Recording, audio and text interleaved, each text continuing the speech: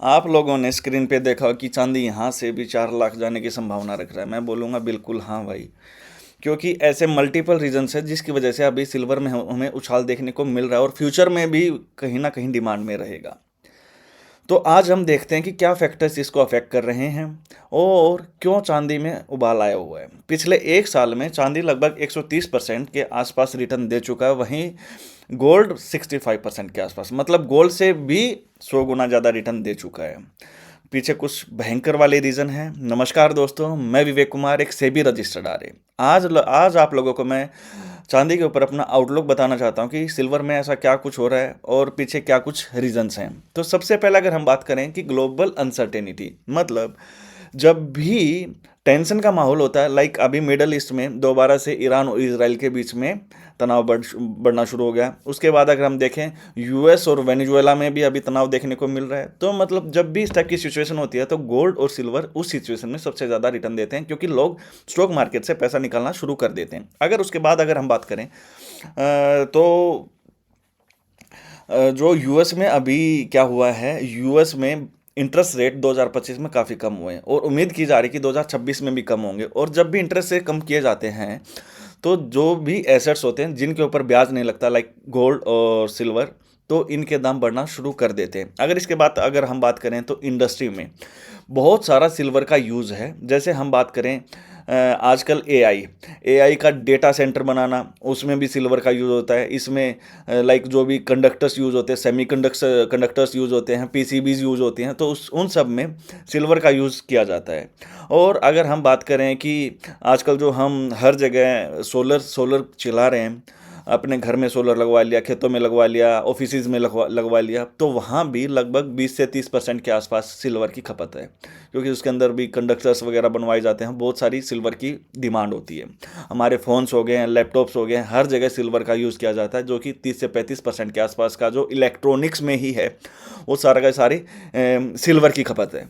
और अगर हम आगे बात करें कि भाई ईवी इसका फ्यूचर है, तो ईवी में बैटरीज में भी सिल्वर का यूज़ किया जाता है। तो ये वो सेक्टर्स हैं 2-3 जिसकी डिमांड आगे आने वाले टाइम में भी है। और अगर ये सेक्टर अभी चलना ही शुरू किए हैं तो जब ये दौड़ेंगे तो क्या सिल्वर के प्राइस दोबारा दौड़ना नहीं शुरू करेंगे? तो यही कुछ एक ऐसे फैक्टर्स हैं जो कि इसको ड्राइव कर रहे हैं। अगर हम इसके बाद अगर बात करें तो मतलब अगर सिल्वर की अगर हम बात करें तो इसकी डिमांड इतनी ज़्यादा आ गई है बट सप्लाई सेम है। मतलब जहाँ से इसको एक्सट्रैक्ट किया जाता है वो उतना ही है, और डिमांड एकदम से ग्लोबली बढ़ने की वजह से सिल्वर इतना ज़्यादा आग लगा के बैठा है कि भाई मैं तो चलता ही रहूँगा, मैं रुकने का नाम नहीं लेने वाला हूँ, है ना।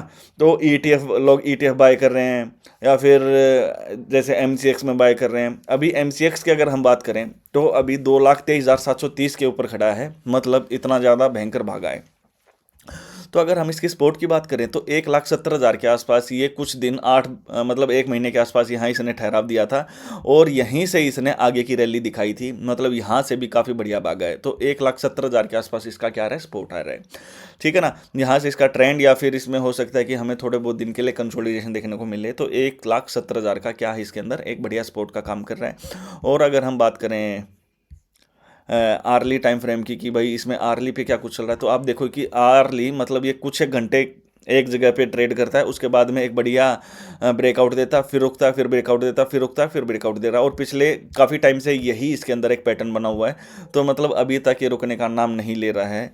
तो अगर हम बात करें इसकी वीकली टाइम फ्रेम की, तो एक सेकेंड, वीकली की बजाय एक बार हम इसको गोल्ड के ऊपर देखते हैं। डॉलर के ऊपर देखते हैं, लगभग 71 के आसपास चल रहा है। तो आप देखोगे कि यहाँ एक इसके अंदर एक रजिस्टेंस है 1 घंटे के टाइम फ्रेम पे, लेकिन इसके 65 के आसपास का जो एक लेवल था वो एक रजिस्टेंस बना हुआ था, हर्डल बना हुआ था। उसके बाद में इसने काफ़ी बढ़िया भागना शुरू किया, क्योंकि वहाँ क्या हुआ है, शॉर्ट कवरिंग आई है।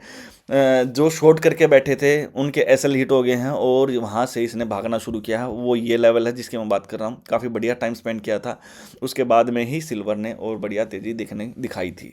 तो ये कुछ एक ऐसे फैक्टर्स हैं जिनकी वजह से सिल्वर अभी भागा है। और कुछ ऐसी इंडस्ट्रीज़ भी हैं जिनके अंदर अभी आने वाले टाइम में इसकी डिमांड बढ़ेगी। तो उस वजह से, रेयर होने की वजह से क्या हो रहा है, इसकी डिमांड ग्लोबली बढ़ती जा रही है। तो अगर आपको वीडियो अच्छा लगा है, आपको लगा कि हाँ भाई ये चीज़ें बिल्कुल इन्फॉर्मेटिव थी, तो लाइक शेयर और सब्सक्राइब तो बनता है, ठोक देना भाई। अभी हम नेक्स्ट वीडियो में बताऊंगा कि भाई गोल्ड क्यों भाग रहा है, गोल्ड के पीछे क्या कुछ रीजंस हो सकते हैं। बिटकॉइन के ऊपर भी मैं देखने जा रहा हूँ कि 2025 में सब कुछ भागा है, बट बिटकॉइन अभी एकदम से एंड होते होते इतना नीचे क्यों गिर गया है, तो वो भी हम देखेंगे। सारी चीज़ों पे हम अपना डिस्कशन करेंगे और धीरे धीरे मैं वीडियोज़ रिलीज़ करता रहूँगा। बने रहिएगा चैनल के साथ। Okay, thank you, bye bye.